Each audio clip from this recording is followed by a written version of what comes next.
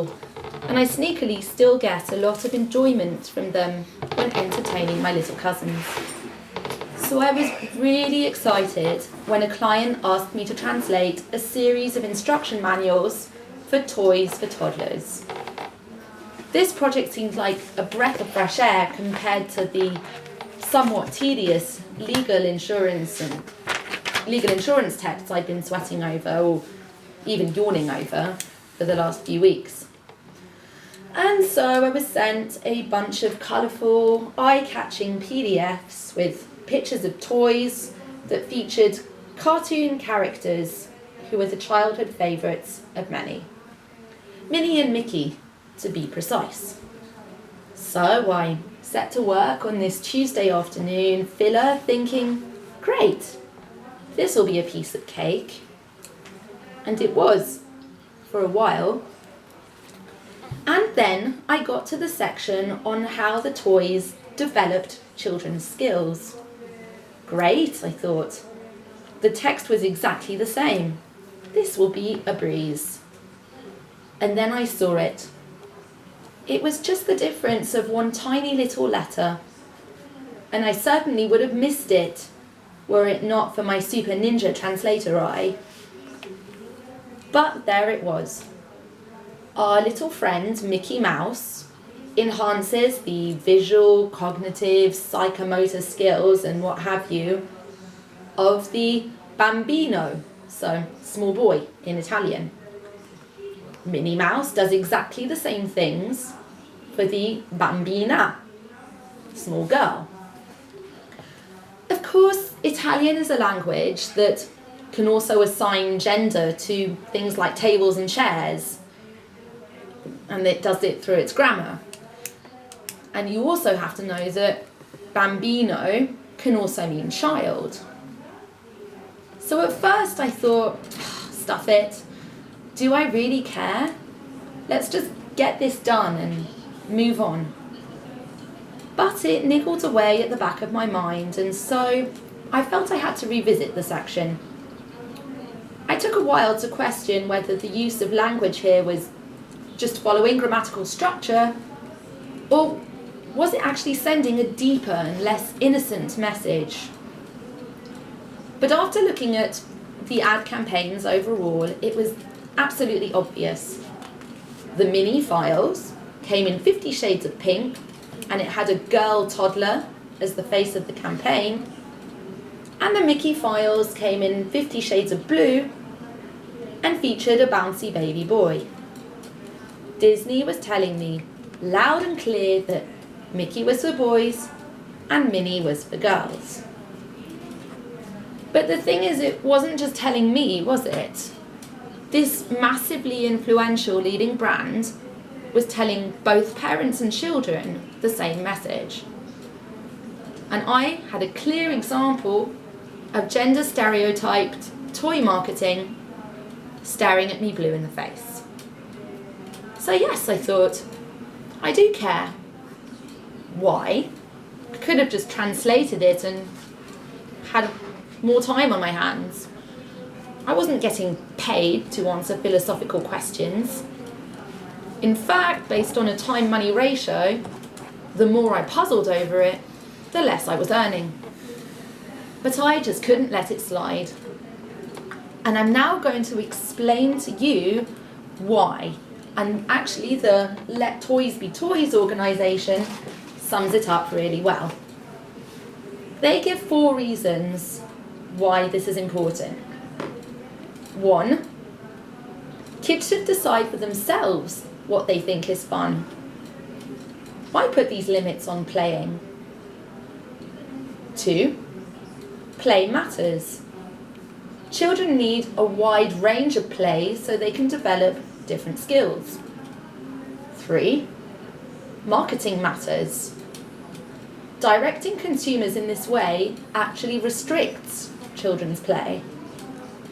And 4, the real world has moved on. These gender stereotypes are tired and very out of date.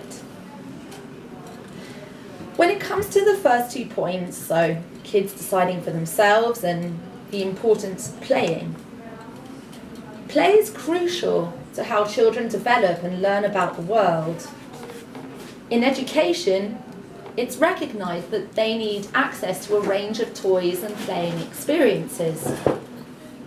Toys that focus on action, construction and technology, home spatial skills, foster problem solving and encourage children to be active. Toys that focus on role play and small-scale theatre allow them to practice social skills. Arts and crafts are good for fine motor skills and perseverance. Now, boys and girls need the chance to develop all of these areas, but many stores divide toys into a separate boys and girls section. Action, construction and technology toys are predominantly marketed to boys, and social, role play and arts and crafts toys are mainly marketed to girls. And this means that both boys and girls miss out. Now, third point, the importance of marketing.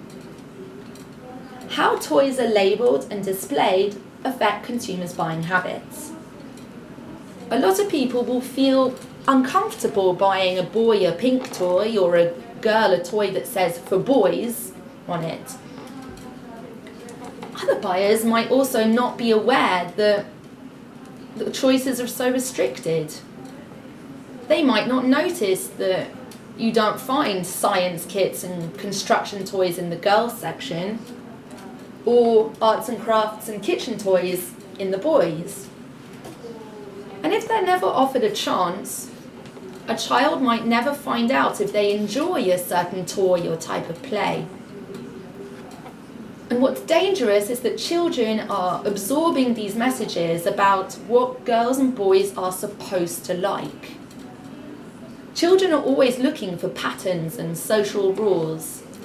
And they understand if you give them this gender rule that this is for boys and that is for girls, in the same way as other rules, for example, don't hit.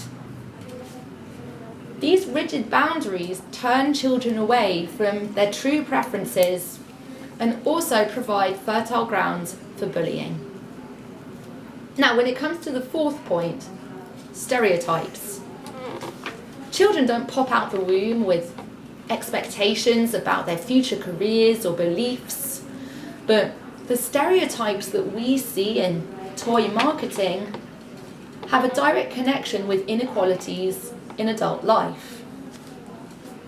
By a late primary age, research shows that children already have really clear ideas about which jobs are suitable for boys and which jobs are suitable for girls. And these ideas are very hard to shake later on.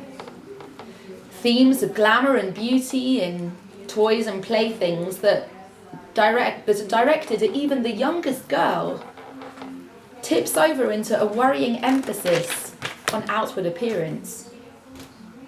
Stereotyped attitudes about boys are particularly harmful as well. This constant assumption reinforced in toy advertising and packaging that says that boys are inevitably rough, dirty, rowdy, only interested in action and violence, sends a message that boys who are calmer and more sensitive or more creative, well, that they're getting this whole boy thing a bit wrong.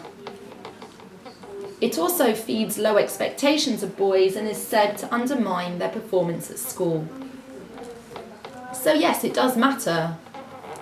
And it matters to me because I believe giving children the freedom to choose, be it their toys, their clothes, their hobbies, their interests, all of this contributes to them forming a strong identity.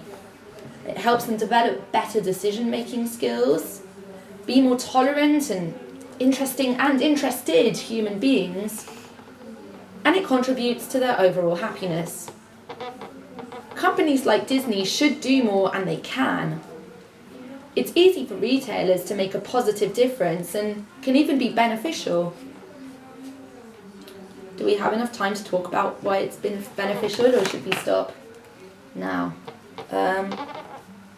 Yeah, okay, we can do it for a few more minutes. Oh, what do people think? Okay, sad faces. I'm seeing sad faces. Maybe let's take the time to give proper feedback and not rush it. I think it's better.